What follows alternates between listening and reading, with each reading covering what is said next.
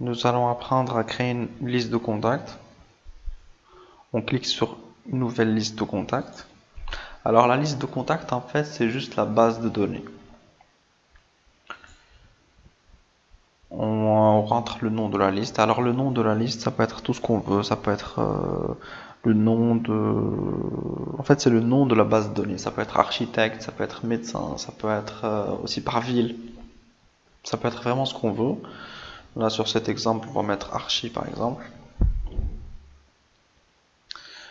Le propriétaire. Alors le propriétaire, c'est le nom qui apparaît chez votre client, ou chez la personne qui reçoit votre email. Sur cet exemple, nous avons entré par exemple serveur emailing. Après, ça peut être ce qu'on veut, ça peut être le nom de votre société, ça peut être un nom propre, ça peut être le nom de votre client aussi pour les agences de communication qui font de l'emailing. Ensuite, alors on va mettre n'importe quoi.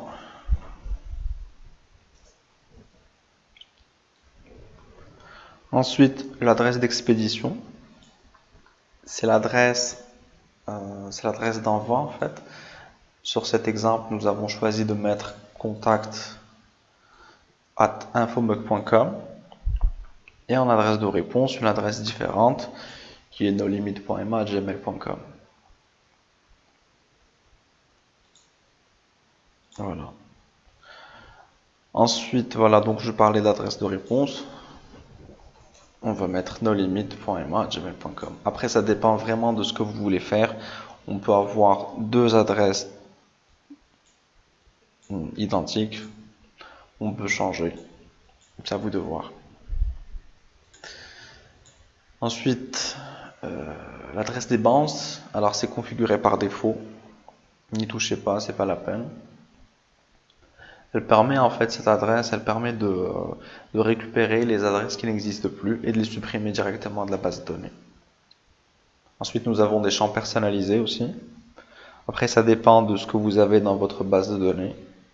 Si vous n'avez pas le nom, le prénom ou d'autres informations, je vous conseille de laisser vide et de prendre juste l'adresse mail, tout simplement. Si vous avez le nom, le prénom et le poste dans votre base de données Excel, il suffit de sélectionner ici et de construire sa base de données. Nous allons voir ça par la suite dans un autre tuto. Ensuite, il y a des informations relatives au serveur de bounce. Alors c'est configuré par défaut, ne touchez pas, c'est pas la peine. Donc voilà. On enregistre.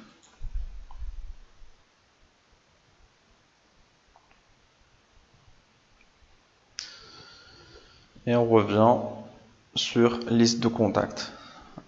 On vient de créer cette base de données. Pour l'instant, il n'y a personne. On peut ajouter des gens manuellement. Mais ça se fait un par un. Voilà. On enregistre. On revient sur liste de contacts pour vérifier. On a bien ajouté un contact qu'on peut consulter. Alors bien sûr, on ne va pas s'amuser à rentrer 100 000 emails à la main comme ça. Il y a d'autres manières pour importer de grosses bases de données que l'on va voir par la suite dans un autre tuto.